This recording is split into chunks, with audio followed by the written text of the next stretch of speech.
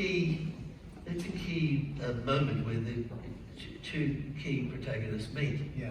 And it's in the extreme situation where she's basically hiding in plain sight, and suddenly has to become, because of her innate skills that we learn from her childhood, she picked up from her childhood, she's very resourceful and so on, has to improvise at every moment, as we do in life, in other words. And her desire for them to escape, so she needs the truck to keep going. She needs the truck to keep going, exactly. Yes. So she's got her very intense want. Yeah. It's driving her to the core. That's all played out there, exactly. Yeah. Exactly right. So again, it's character driven, and I think the other thing to take from that is in the same way, as I say, going back to the musical analogy, how there's definitely a connection between one chord or note or a progression. It's just not individual notes or a cool shot or this and that. It's got to progress. And again, that's something that you can't experience anywhere else except on a moving screen. Yeah.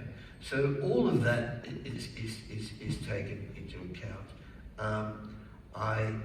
To go back to your answer, how do you approach it? Yeah. So you've got the circumstances, you've got the characters with their want.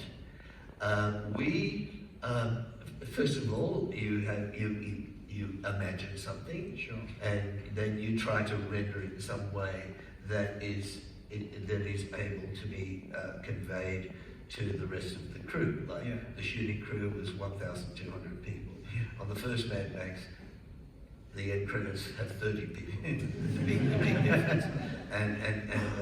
So how do you communicate that? You do that through.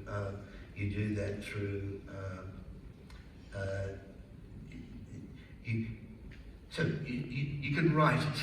Yeah. You can write it. Very.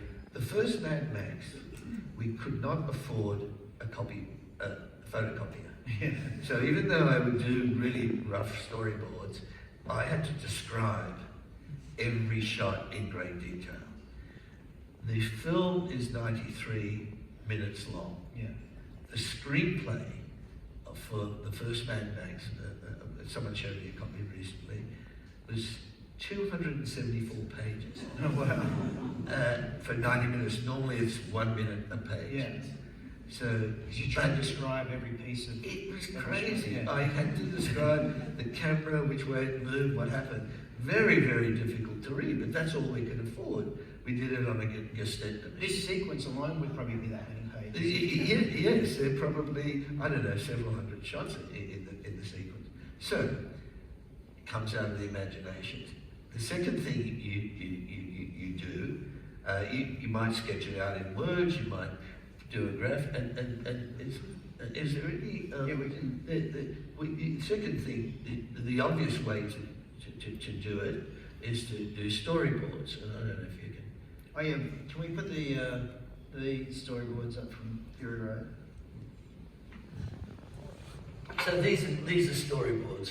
I don't, any more of these? There's another three. Yeah, so they're pretty classic scene.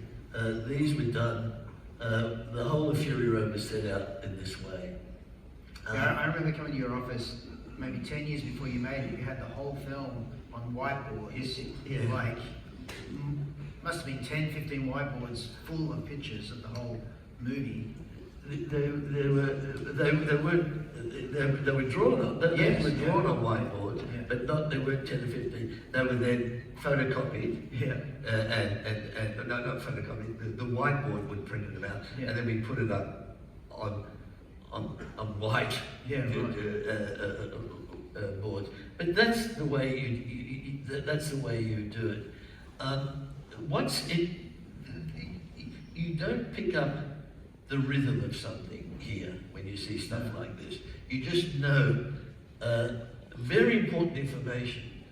It's really great that the camera crew, the stunt crew, the rigging crew, lighting crew, everybody knows that there's a shot of this character, Max, and then there's guys on poles and vehicles off to one side. They know what's going to be in the frame. They know it's in the frame. Yeah. There's no, I can tell everybody that doesn't make any sense, or we could write it down. So that's a very valuable tool. This film, on the sequence you just saw, we used a system called the proxy system, which was we have a few frames of still frames of that as well. Of pre-visualization. So this was these are what we call proxy storyboards or toy box storyboards, where you've got all the elements in the shot, but they could be moved. And not only could we move all the characters, but we could Play the image, basically. We could play the image. Yeah. We could actually choreograph the whole thing. And as the sequence evolved, and it's pretty quick, it's basically using the Unreal Engine from games. Yeah. The tools have changed, it's changing all the time. And so that's pretty close to the vehicle that was designed we saw in the movie, because the design evolved as we were doing this sequence. You see the green hydraulic claw, that came out of the sequence, out of doing the sequence. We can put that in there, so that became important to the story, and so on, right through. This allowed us to do it not only much more efficiently, but much more precisely. So that, for instance, this guy, when we shot it, he was on a rig, on a crane, as was the other guy. We didn't have parachutes, they were put in post. And we could work out not only where the cranes were that were holding these guys, these were on the move. It was a tick-tock crane, a mobile crane, and we had the stuntman moving. We could work all that out where every stuntman Work out where that vehicle could be to not be on camera. Or... And we knew we could erase in post and so on. The big thing we got here, we were able to spatially shoot the shot, shoot the sequence, stuff that we see. We were under the vehicle, we're on top of the vehicle, we're in front, at the back, and the airspace around it, and so on. Very hard to keep all that in your head and work the dynamics. So this is a tool that let you test it out and modify it. And most importantly, it was very easy to communicate this to the several hundred people involved in this shot or this sequence, all the stunt crew and whatever. You could do it, and therefore everything can be done with much higher level of safety. There's a lot more on the rigs that you had, on the harnesses. There's a lot of redundancy, so if anything went wrong, people were still safe. And also what was happening in this sequence is that the camera was on a crane. And an edge arm, wonderful, like driven by a stunt guy with a crane operator and a camera operator in the vehicle, and usually the director sitting in the fourth seat, and the camera could swoop around everywhere. Everybody knew what they were doing. Just without making this too long an answer, way back when we were doing Fury Road, we had some previews, but not on these elaborate sequences.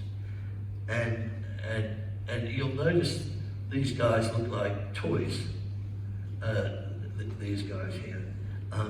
Toy soldiers, Toy soldiers, And we call this system Toy Box because when we were doing Fury Road, there was rehearsals, people would rehearse until everyone felt confident.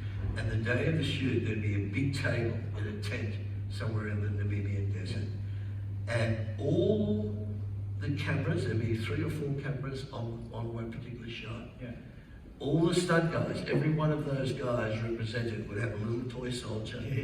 The camera cars. And we play literally like kids. We say, okay, I move this way, I move that way, the camera comes in here, then I do that, and that's the end of the shot. So For me, again, it's an idiosyncrasy. I prefer to work with toys because I didn't want to define exactly what it looked like or what the actors were doing or the stunt crew were acting. You notice in the storyboards, you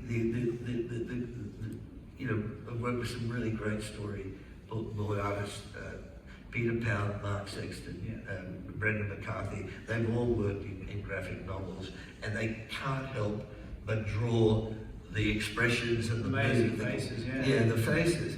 And I thought, I suddenly realized that's a mistake because it's preempting the actor's work. Yeah, right. So you don't want to confuse the actor by saying, oh, am I meant to look what the like that? And so no, forget about it. So I much prefer these because whatever they're doing is going to be responsive to the moment.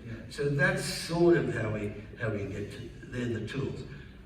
The great thing about this that if you looked at the previews that arose from that, everybody, whoever they are, working on the film, will be able to look at it. It's on the call sheet. You can get it on your computer, and you can look at it and see what's exactly